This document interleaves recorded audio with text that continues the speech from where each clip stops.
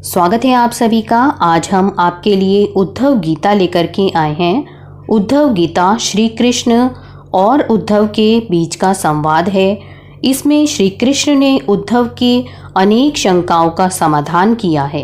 तो शुरू करते हैं उद्धव गीता। उद्धव बचपन से ही सारथी के रूप में श्री कृष्ण की सेवा में रहे, किंतु उन्होंने श्री कृष्ण से कभी न तो कोई इच्छा जताई और न ही कोई वरदान मांगा।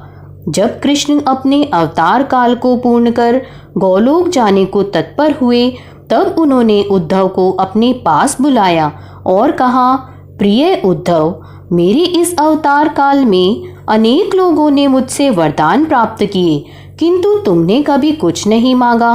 अब कुछ मांगो, मैं तुम्हें देना चाहता हूँ। तुम्हारा भला करके मुझे भी संतुष्टि होगी। उद्धव ने इसके बाद भी स्वयं के लिए कुछ नहीं मांगा। वे तो केवल उन शंकाओं का समाधान चाहते थे जो उनके मन में कृष्ण की शिक्षाओं और उनके कृतित्व को देखकर उठ रही थीं। उन्होंने भगवान श्री कृष्ण से पूछा, भगवान, महाभारत के घटनाक्रम में अनेक बातें मैं नहीं समझ पाया। आपके उपदेश अलग रहे, जबकि व्यक्तिगत जीवन कुछ अलग तरह का दिखता रहा। क्या आप मुझे इसका कारण समझाकर मेरी ज्ञान पिपासा को शांत करेंगे? श्री कृष्ण बोले, उद्धव, मैंने कुरुक्षेत्र के युद्ध क्षेत्र में अर्जुन से जो कुछ कहा वह भगवत गीता थी। आज जो कुछ तुम जानना चाहते हो और उसका मैं जो तुम्हें उत्तर दूंगा वह उद्धव गीता के रूप में जानी जाएगी। इसी कारण मैंने तुम्हें यह अवसर दिया है।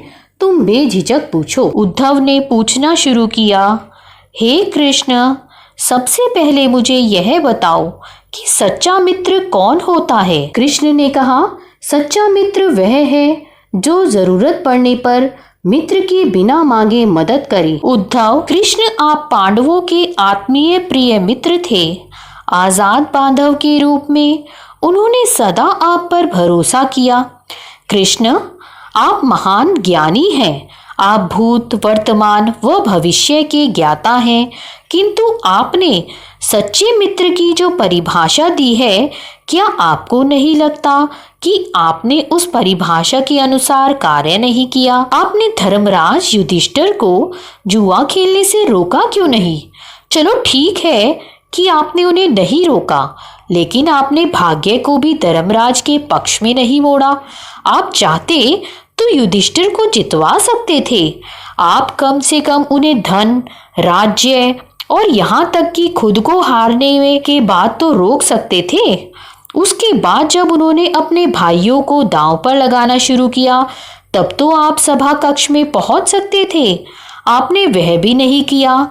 उसके बाद जब दुर्योधन ने पांडवों को सदैव अच्छी किस्मत वाला बताते हुए द्रौपदी को दांव पर लगाने को प्रेरित किया और जीतने पर हारा हुआ सब कुछ वापस कर देने का लालच दिया, कम से कम तब तो आप हस्तक्षेप कर ही सकते थे। अपनी दिव्य शक्ति के द्वारा आप पासे धर्मराज के अनुकूल कर सकते थे। इसके स्थान पर आपने तब हस्तक्षेप किया जब द्रौपदी लगभग अपना शील खो रही थी। तब आपने उसे वस्त्र देकर द्रौपदी के शील को बचाने का दावा किया।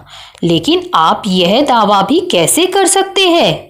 उसे एक आदमी घसीट कर हॉल में लाता है और इतने सारे लोगों के सामने निर्वस्त्र करने के लिए छोड़ देता है। एक महिला का शील क्या बचा? आपने क्या बचाया? अगर आपने संकट के समय में अपनों की मदद नहीं की, तो आपको आपात बांधव कैसे कहा जा सकता है? बताइए, आपने संकट के समय में मदद नहीं की तो क्या फायदा? क्या यही धर्म है? इन प्रश्नों को पूछते पूछते उद्धव का गला रुंध गया और उनकी आंखों से आंसू बहने लगे। ये अकेले उद्धव के प्रश्न नहीं हैं। महाभारत पढ़ते समय हर एक के मन मस्तिष्क में ये सवाल उठते हैं। उद्धव ने हम लोगों की ओर से ही श्री कृष्ण से उक्त प्रश्न किए। भगवान श्री कृष्ण मुस्कुराते हुए बोले, प्रिय उद्धव, यह सृष्टि का नियम है कि विवेकवान ही जीतता है। उस समय दुर्योधन के पास विवेक था, धर्मराज के पास नहीं। यही कारण रहा कि धर्मराज पराजित हुए। उद्धव को हैरान परेशान देखकर कृष्ण आगे बोले, दुर्योधन के पास जुआ खेलने के लिए पैसा और धन तो बहुत था, लेकिन उसे पासों का खेल खेलना नहीं आता था। इसलिए उसने अपने मामा शकुनी का द्यूत कीड़ा के लिए उपयोग किया। यही विवेक है। धर्मराज भी इसी प्रकार सोच सकते थे और अपने चचेरे भाई से पेशकश कर सकते थे कि उनकी तरफ से मैं खेलूंगा। जरा विचार करो कि अगर शकुनी और मैं खेलते तो कौन जीतता? पासे के अंक उसके अनुसार आते या मेरे अनुसार? चलो इस बात को जाने दो।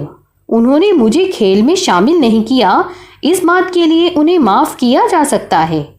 लेकिन उन्होंने विवेक शून्यता से एक और बड़ी गलती की, और वह यह, उन्होंने मुझसे प्रार्थना की कि मैं तब तक सभा कक्ष में न आऊं जब तक कि मुझे बुलाया न जाए, क्योंकि वे अपने दुर्भाग्य से खेल मुझसे छुपकर खेलना चाहते थे।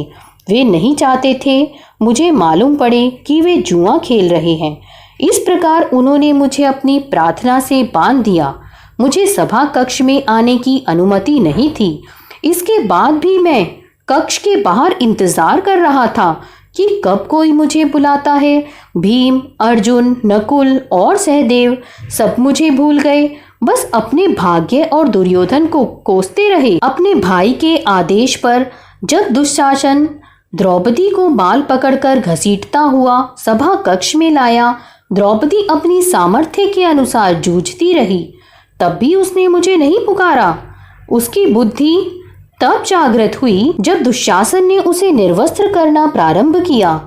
जब उसने स्वयं पर निर्भरता छोड़कर हरि हरि अभ्यम कृष्णा अभ्यम की गुहार लगाई, तब मुझे उसके शील की रक्षा का अवसर मिला। जैसे ही मुझे पुकारा गया, मैं अविलंब पहुंच गया। अब इस स्थिति में मेरी गलती बताओ। उद्धव बोले, कान्हा, आपका स्पष्टीकरण प्रभावशाली अवश्य है, किंतु मुझे पूर्ण संतुष्टि नहीं हुई। क्या मैं एक और प्रश्न पूछ सकता हूँ? कृष्ण की अनुमति से उद्धव ने पूछा। इसका अर्थ यह हुआ कि आप तभी आओगे जब आपको बुलाया जाएगा। क्या संकट से घिरे अपने भक्त की मदद करने आप स्वतः नहीं आओगे? कृष्ण मुस्कुराए। उद्धव, इस सृष्टि में हर एक का जीवन उसके स्वयं के कर्म फल के आधार पर संचालित होता है। न तो मैं इसे चलाता हूँ और न ही इसमें कोई हस्तक्षेप करता हूँ। मैं केवल एक साक्षी हूँ। मैं सदैव तुम्हारे नजदीक रहकर जो हो रहा है उसे देखता हूँ। यही ईश्वर का धर्म है। वाह वाह, बहुत अच्छा कृष्णा। तो इसका अर्थ यह हुआ कि आप हमारे नजदीक खड़े रहकर हमारे सभी दुष्कर्मों का निरीक्षण करते रहेंगे। हम पाप पर पाप करते रहेंगे और आप हमें साक्षी बनकर देखते रहेंगे। आप क्या चाहते हैं कि हम भूल करते रहे, पाप की गठरी बांधते रहे और उसका फल भुगतते रहे? उल्हाना देते हुए उद्धव ने पूछा। तब कृष्ण बोले, उद्धव, तुम शब्दों के गहरे अर्थ को समझो। जब तुम समझकर अनुभव कर लोगे कि मैं तुम्हारे नजदीक साक्षी के रूप में हर पल हूं, तो क्या तुम कुछ भी गलत या बुरा कर सकोगे? तुम निश्चित रूप से कुछ भी बुरा नहीं कर सकोगे। जब तुम यह भूल जाते हो और यह समझने लगते हो कि मुझसे छुपकर कुछ भी कर सकते हो, तभी तुम मुसीबत में फंसते हो। धर्मराज का अज्ञान यह था कि उसने माना कि वह मेरी जानकारी के बिना जुआ खेल सकता है। अगर उसने यह समझ लिया होता कि मैं प्रत्येक के साथ हर समय साक्षी रूप में उपस्थित हूँ, तो क्या खेल का रूप कुछ और नहीं होता? भक्ति से अभिभूत उद्धव मंत्रमुग्ध हो गए और बोले, प्रभु, कितना गहरा दर्शन है, कितना महान सत्य। प्रार्थना और पूजा पाठ से ईश्वर को अपनी मदद के लिए बुलाना तो महज हमारी परभावना है, मगर जैसे ही हम यह विश्वास करना शुरू करते हैं कि ईश्वर के बिना पत्ता भी नहीं हिलता, तब हमें साक्षी के रूप में उनकी उपस्थिति महसूस होने लगती है। गड़बड़ तब होती है जब हम इसे भूलकर दुनियादारी में डूब जाते हैं। संपूर्ण श्रीमद् भागवत गीता में श्री कृष्ण ने अर्जुन को इसी जीवन दर्शन का ज्ञान दिया है।